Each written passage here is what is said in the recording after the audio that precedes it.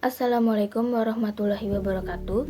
Perkenalkan, nama saya Evi Inaya dari kelas 12 MIPA 2. Di video kali ini saya akan menceritakan teks cerita sejarah yang berjudul Sejarah Kemerdekaan Republik Indonesia.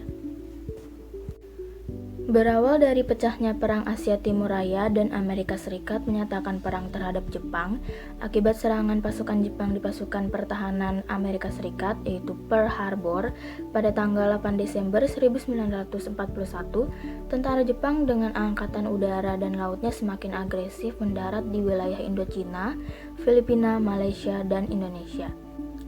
Pemerintah Hindia Belanda ikut sekutu menyatakan perang terhadap Jepang. Jepang bertujuan mendarat di Indonesia yaitu untuk melumpuhkan pasukan Belanda. Pertama kali Jepang mendarat di Tarakan, kemudian berlanjut di daerah Balikpapan, Manado, Ambon, Makassar, Pontianak, dan Palembang. Dan wilayah Jawa dikuasai olehnya pada tahun 1942. Jepang mendarat di Banten, Indramayu, dan Rembang.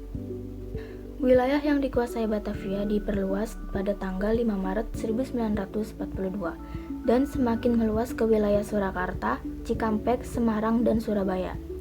Belanda semakin terdesak oleh serangan Jepang dan diakhiri dengan pernyataan penyerahan tanpa syarat oleh Hindia Belanda. Awalnya masyarakat Indonesia menyambut baik militer Jepang dengan sambutan yang bersahabat. Hal itu terlihat dari sikap kooperatif tokoh bangsa kita, Insinyur Soekarno dan Muhammad Hatta. Pemerintah Jepang mulai merangkul rakyat dengan terbentuknya organisasi kemasyarakatan yang sebenarnya hanya untuk kepentingan Jepang pada Perang Dunia Kedua.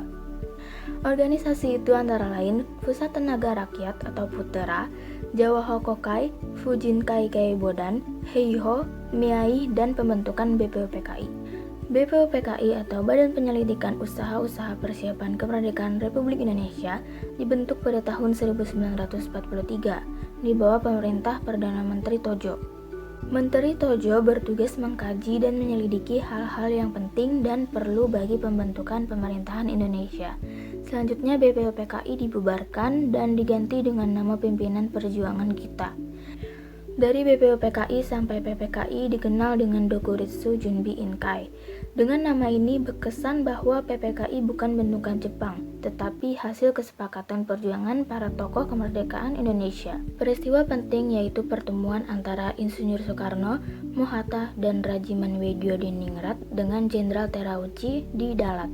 Ia menyampaikan bahwa pemerintah Jepang telah memutuskan akan memberikan kemerdekaan kepada Indonesia yang meliputi wilayah bekas Hindia Belanda.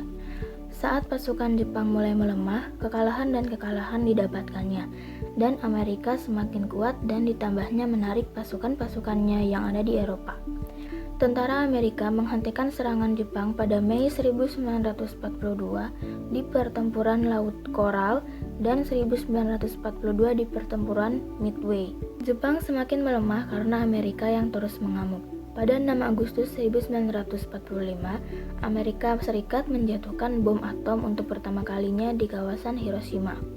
Dan tidak puas bahwa 3 hari kemudian, pada tanggal 9 Agustus, bom atom kedua dijatuhkan lagi di kota Nagasaki.